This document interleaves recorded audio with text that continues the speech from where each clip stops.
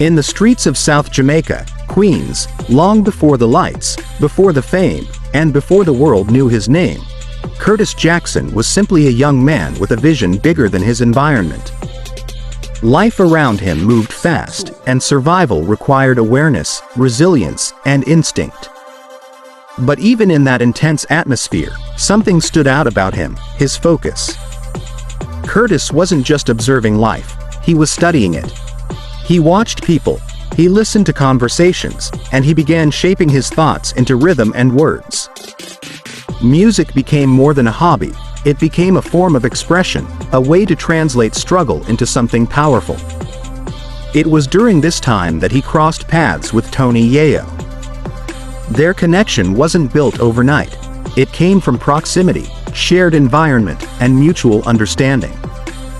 They were both navigating the same streets, facing similar realities, and recognizing something real in each other. Tony Yayo saw Curtis not just as another person in the neighborhood, but as someone different, someone with direction. Curtis saw loyalty and energy in Yayo. Over time, their bond grew stronger, built on trust, shared experiences, and the understanding that they were aiming for something beyond their current situation. They weren't famous. There were no studios, no major deals, no recognition. Just two young men in Queens, building a foundation rooted in loyalty, ambition, and belief in something bigger than where they were. As time moved forward, the circle began to grow, not through chance, but through connection and shared passion. Tony Yayo introduced Curtis to a younger, quiet but incredibly sharp lyricist named Lloyd Banks. From the moment they connected, something clicked. Lloyd Banks had a different kind of energy. He was calm, observant, and deeply focused on his craft. While others were distracted by the environment, Banks was writing, refining, and sharpening his lyrical ability. His dedication stood out immediately. Curtis recognized that talent. He saw someone who wasn't just interested in music casually, but someone committed to mastering it. And Lloyd Banks, in return, saw in Curtis a level of leadership and vision that was rare. Their early sessions weren't glamorous.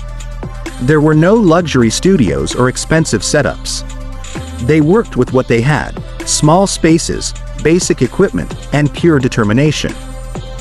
They spent hours writing, exchanging ideas, challenging each other, and building their sound. Tony Yayo played a key role in holding the energy together, bringing presence, loyalty, and consistency to the group. Together, the three of them formed more than a music group. They formed a unit built on hunger, on discipline, and on the belief that they could create something meaningful from where they were, even if nobody else was watching yet. Before the recognition, before the major collaborations, and before the global spotlight, there was a period defined by pure grind. Curtis, Tony Yayo, and Lloyd Banks were building something quietly but powerfully. They recorded music, shared it within their circles, and slowly began creating a reputation. Not through marketing or major backing, but through consistency and authenticity.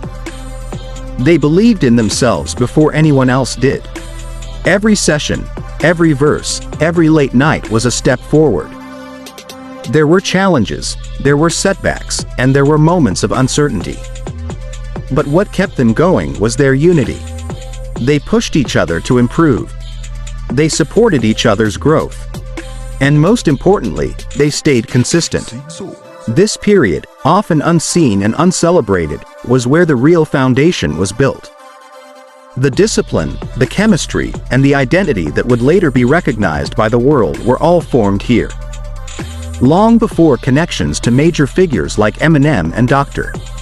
Dre, the core of what would become something global was already in motion. It started with three individuals, in one environment, with one shared mindset, to rise beyond their circumstances and turn their vision into reality.